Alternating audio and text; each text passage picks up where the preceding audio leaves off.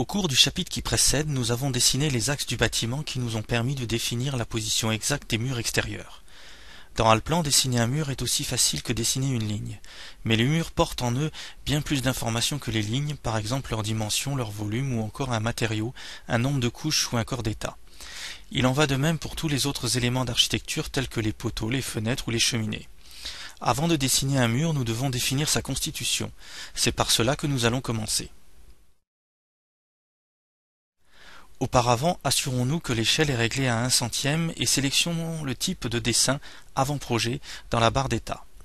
Rendons-nous ensuite dans la structure du bâtiment et sélectionnons le calque 1000, vue en plan. Les axes du bâtiment que nous avons dessinés doivent être passifs.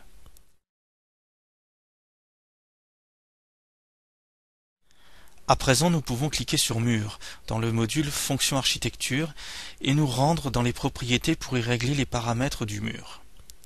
Nous commençons par sélectionner le mur à 2 couches dans la partie supérieure de la boîte de dialogue, car le mur doit être formé d'une couche d'isolation et d'une couche de maçonnerie pour lesquelles nous allons sélectionner des attributs différents. Dans le cadre axe, nous pouvons définir l'épaisseur des couches. L'isolation thermique doit avoir une épaisseur de 0,08 m, la couche de maçonnerie une épaisseur de 0,24. Nous pouvons également définir ici la position de l'axe du mur sur le dessin. Je place l'axe entre les 2 couches. Comme nous travaillons dans le niveau rez-de-chaussée de la structure du bâtiment, le mur a automatiquement une hauteur de 2,95 m. Mais je voudrais que la couche de maçonnerie ne s'étende que jusqu'à une hauteur de 2,75 m. Je peux saisir séparément la hauteur de la couche d'isolation thermique plus bas dans la boîte de dialogue. Nous basculons ensuite dans les propriétés de format et sélectionnons la couleur 18 pour la couche 1 et la couleur 1 pour la couche 2. Aucun autre paramétrage n'est nécessaire pour l'instant. Nous fermons donc la fenêtre et débutons le dessin du mur ici, dans le coin supérieur gauche. Nous dessinons le mur en suivant le tracé du contour du bâtiment jusqu'au point de départ sur lequel nous cliquons pour fermer le mur. Si l'orientation d'un mur est incorrecte, nous pouvons la modifier en cliquant sur l'icône inversée.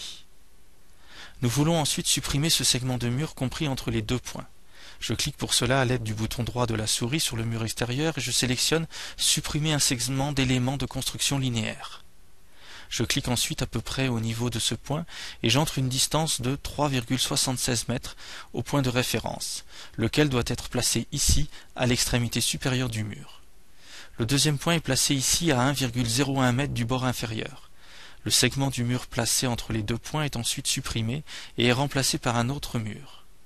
Mais ce mur doit être différent des autres murs extérieurs que nous avons dessinés jusqu'à présent. Nous retournons donc dans les propriétés du mur et nous définissons ce mur comme un mur monocouche d'épaisseur 0,24 m. L'axe doit être placé au-dessus. Nous ne modifions pas les autres paramètres. À partir de ce point, nous dessinons ensuite le mur extérieur complet du garage en terminant par un clic sur le point de départ. Comme vous pouvez le constater, réaliser un dessin sur la base d'éléments de construction dans Allplan est une opération extrêmement rapide et simple.